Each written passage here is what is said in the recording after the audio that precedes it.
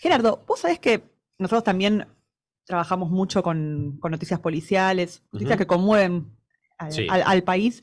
Hace poquito, no sé si lo recordás, seguramente sí, porque lo hemos trabajado mucho, apuñalaron a un joven ingeniero en los bosques ujú, de Palermo que llegó a entrar a una heladería y heladería. conmovió a todos esa imagen del chico pidiendo auxilio o diciendo, bueno, me lastimaron en un robo y que allí cayó desplomado, se hicieron algunas marchas y por supuesto fue un caso que conmovió bastante.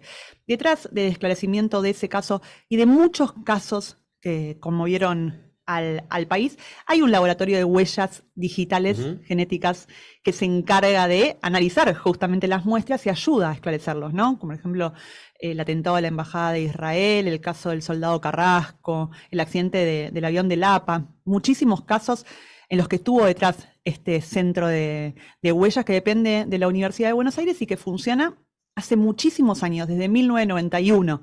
Y son esos espacios de ciencia de los que siempre hablamos en Fuera de Foco, que a veces no están en el foco de la información, pero que Ujú. sin embargo son los Son que vitales. trabajan muy fuerte, en estos casos, por ejemplo, para esclarecerlos, pero su tarea es mucho más amplia que esta que marqué recién y que es tan importante. Por eso, la primera charla que vamos a tener en este viernes de Fuera de Foco es con la doctora Andrea Sala, que justamente actualmente es la directora de este Centro de Huellas Digitales Genéticas. Andrea Sala es doctora en bioquímica. ¿Cómo estás, Andrea? Alejandra Fernández Guía te saluda. Hola, ¿cómo están? Muy bien. Muy bien. ¿3.000 muestras más o menos por año? ¿3.500 analizan? Sí, obviamente eso es oscilante dependiendo de las solicitudes que tenemos, pero esto es una estadística que llevamos desde siempre, desde que el laboratorio empezó a trabajar en análisis de ADN para el servicio de la justicia y en un periodo de unos 10 años atrás, sí, el promedio es de unas 2.500 a 3.500 muestras por año. Bueno, muchísimas muestras. Andrea, de forma sencilla, porque a veces es muy difícil de explicarlo, pero ¿cuál es el trabajo del laboratorio?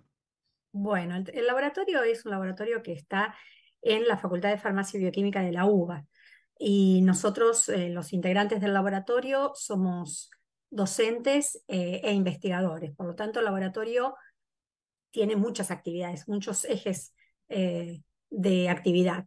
Entre ellos la investigación, la docencia de grado, de posgrado, la formación de recursos humanos y además, adicionalmente, el análisis de ADN, que es una transferencia tecnológica que le podemos hacer, digamos, como servicio a la sociedad, una devolución, aportando esta herramienta que muchas veces constituye un dato muy importante en el medio de una investigación de una causa, por ejemplo, penal. ¿Y los que trabajan son todos bioquímicos dentro de este equipo? Eh, en el área de la genética forense en general, sí, son bioquímicos. En nuestro laboratorio en particular, el doctor Corach, que fue el director del servicio y el creador del servicio en el año 1991 y fue director hasta el año pasado, él es biólogo. Después, el resto de los integrantes, nosotros somos un grupo muy pequeño, solamente somos en este momento tres profesionales y un estudiante. Ujú. El resto somos bioquímicos. Y en general sí se da que el área de la genética forense está muy ocupada por bioquímicos fundamentalmente y en menor grado biólogos o inclusive en menos porcentaje médicos que se ¿Y ustedes, dedican a genética forense. y ustedes trabajan en estos casos de los que hablaba en la introducción de la nota directamente ligados a la justicia? ¿La justicia les demanda ayuda en distintos casos? ¿Cómo es ese proceso? Bueno, se hace mediante convenios que se establecen entre Facultad de Farmacia y Bioquímica y diferentes poderes judiciales. Por ejemplo, con el Poder Judicial de la Nación tenemos convenios desde el año 1992. Luego hemos establecido convenios con otros poderes judiciales provinciales. Y una vez que se establece el convenio, la unidad ejecutora es nuestro laboratorio, el Servicio de Huellas Digitales Genéticas. Y entonces, a través de este convenio, los poderes judiciales nos remiten las muestras a analizar, evidencias o muestras de referencia de víctimas, sospechosos, etcétera, o familiares, y nosotros hacemos el análisis y elaboramos un informe pericial que es remitido después al Poder Judicial que lo solicitó. Andrea, ¿cómo estás? Gerardo Puy te Hola. saluda. Hablabas de los convenios. ¿No es que están siempre a disposición de la justicia para determinados casos o puntuales, o se trabaja solo a partir de algún convenio eventual con la justicia para entender esto? El convenio permite establecer digamos, como una especie de contrato entre el servicio que uno ofrece y la solicitud del demandante. Se establecen ahí en ese convenio los aranceles. Cabe destacar que los análisis de ADN tienen un arancel, son muy costosos, no se hace de manera gratuita. Y entonces en el marco de ese convenio de colaboración, el Poder Judicial puede remitir muestras a nuestro laboratorio. No está obligado un determinado juzgado o tribunal enviar muestras a nuestro laboratorio porque existe este convenio, pero sí existe la posibilidad que elija nuestro laboratorio para enviar las muestras a ser analizadas. ¿Y cómo es el proceso que se utiliza, de forma sencilla también, porque entiendo que debe ser muy complejo, Técnico. para analizar estas huellas? ¿Cuál es Sí. el proceso que se sigue? Sí, las huellas digitales genéticas. Exacto. Bueno, una vez que se recibe la evidencia o la muestra, el objetivo es extraer ADN a partir de un posible fluido biológico que haya en esa muestra, hablando de evidencias. Ujú. Imaginen que esos fluidos biológicos pueden estar en diferentes soportes, pueden ser desde una tela, una prenda, puede ser una evidencia que se levantó desde una superficie, se hisopó la superficie en donde se supone que hay algún fluido biológico, pueden ser cabellos encontrados en la escena o en la víctima, o por ejemplo hisopados subunguiales en el caso de víctimas que son agredidas. Por ejemplo, hay protocolos de toma de hisopados subunguiales en toda muerte violenta, porque se supone que la víctima se va a tratar de defender, entonces debajo de sus uñas puede haber material del agresor. Entonces se busca allí la posibilidad de encontrar ADN. Y bueno, a partir de la extracción de ADN, luego sigue una serie de pasos técnicos dentro del laboratorio, que es la cuantificación para saber qué cantidad de ADN recuperamos. Después amplificamos por técnicas de PCR. Regiones que son variables en el genoma nuestro y que nos permite identificar a los individuos o establecer vínculos biológicos de parentesco, porque esa es la otra rama de la genética forense que también realizamos en el laboratorio, que es hacer estudios de parentesco, ¿sí? Donde los estudios de paternidad dudosa son los más corrientes, pero también por ahí hay abuelos que están buscando nietos o hermanos o medios hermanos que quieren saber su vínculo con certeza, etcétera, y entonces se hacen esos estudios de vínculos de parentesco. Claro. ¿Y Argentina cómo está en cuanto al desarrollo tecnológico para hacer todos estos procesos? ¿Tiene buena tecnología, buen desarrollo Sí, tecnológico? sí, absolutamente. Si bien nosotros fuimos el laboratorio pionero en realizar estudios de ADN en nuestro país, a partir de los años de la década del 2000, 2000 y algo, comenzaron a surgir diferentes laboratorios regionales que dependen de ministerios públicos fiscales o poderes judiciales, donde nosotros hemos intervenido como formadores de recursos humanos, ¿sí? Formando a los actuales directores de esos laboratorios. Y en general todos estos laboratorios de genética forense, incluido el nuestro, tenemos una tecnología que está equiparada a la tecnología que se está utilizando en los laboratorios de genética forense a nivel mundial. Inclusive nosotros participamos de controles de calidad desde el año 1994, controles de calidad internacionales. Estos controles, los resultados de estos controles demuestran que nuestros resultados son competitivos, ya que son comparables con cualquier otro laboratorio a nivel mundial que esté realizando estos estudios. Así que sí, desde ese punto de vista estamos bien. Y Andrea, una consulta con respecto a esto. ¿Les ha pasado alguna vez de que las muestras o no alcancen o no estén completas y tengan que enviarlas a otros laboratorios del mundo, que necesiten la ayuda de otro laboratorio del mundo, o eso no sucede? No, eso no sucede porque nosotros tenemos la competencia de Bien. establecer que esa muestra es limitante. Obviamente que esto también un poco para desmitificar el ADN, ¿no? Porque a raíz de todas estas series que vemos y de CSI y demás, hay una creencia generalizada por ahí que la pericia genética es infalible. Y no, esto no es así. Depende de la posibilidad de recuperar ese ADN que decíamos a partir de la evidencia. A veces ese ADN va a estar degradado o hay una muy escasa cantidad de ADN. Entonces, nosotros obtenemos perfiles que no son evaluables y entonces ahí puede resultar una pericia que no sea informativa para el conjunto de información que está, se está relevando para esa causa en particular. Pero digamos, nosotros tenemos la competencia, porque nosotros tenemos los estándares de calidad que hemos alcanzado y tenemos la competencia de saber que una muestra no puede rendir otro resultado que estamos viendo nosotros. O sea, en este caso no sería necesario enviarla a ningún otro laboratorio porque nosotros podemos establecer esa situación. Andrea, hay una cuestión técnica como para entender también del funcionamiento. Desde el momento en que pasa algún hecho, algún acontecimiento puntual, ¿hay un tiempo en el que ustedes dicen, bueno, se pueden trabajar sobre determinadas muestras? ¿Hay un plazo o no? Y después hay que ver si es suficiente o no el material que tienen. Sí, sí, el plazo al que te referís exactamente se vincula con la correcta toma y conservación de la muestra.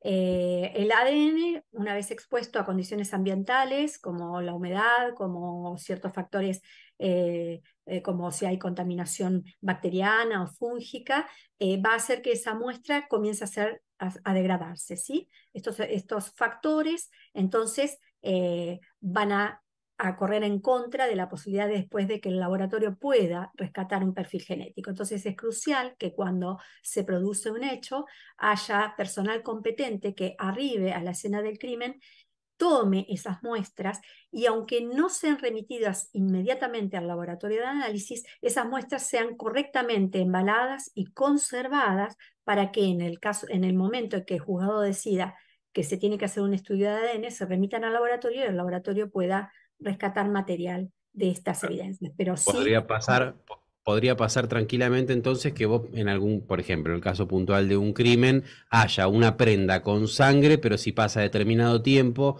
y nadie la encontró, después cuando la encuentren y te quieran acercar una muestra, puede que no encuentres nada. exactamente, eso va a depender, de primer lugar, de la cantidad de muestra que está depositada sobre esa superficie o sobre esa tela, ¿sí? La cantidad de sangre, por ejemplo, tu ejemplo, la cantidad de Ujú. sangre que tenía esa prenda, a qué condiciones ambientales está expuesta. O sea, la humedad, por ejemplo, es uno de los factores más...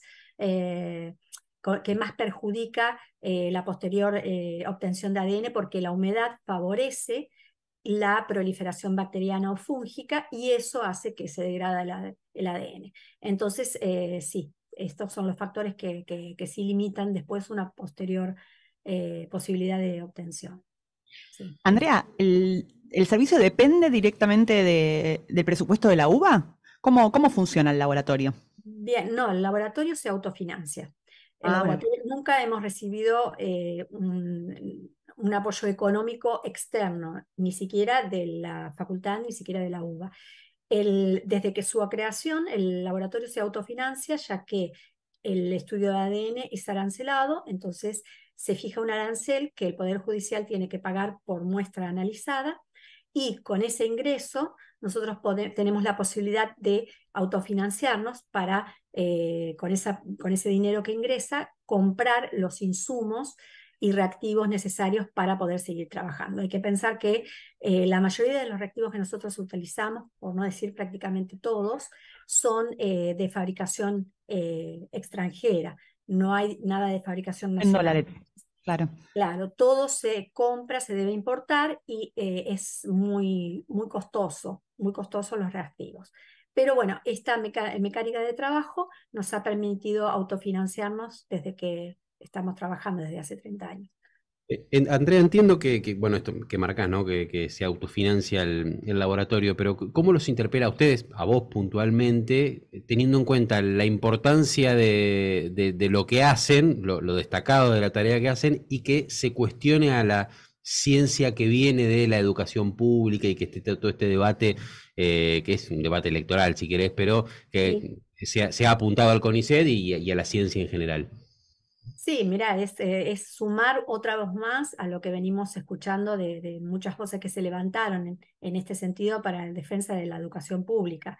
Todos los que trabajamos en el área nuestra somos profesionales que nos hemos formado en la educación pública, en las universidades públicas, y por lo tanto, obviamente que uno cuando escucha, no pensándolo solamente desde nuestra profesión, sino de todas las profesiones, todos los profesionales que se han formado en las diversas áreas en la educación pública y obviamente esto es una defensa que vamos a tener que llevar a cabo llegada el momento, si se produce digamos, un hecho concreto contra esta forma de educar, que es la educación pública, ¿no? Entiendo que sí, cuando se discute con el próximo gobierno, con el anterior, recortes en los presupuestos educativos, igualmente a ustedes en general no los afecta, o sí, en algún punto, a pesar de que se autofinancian, los afecta cuando se debate Bueno, presupuesto.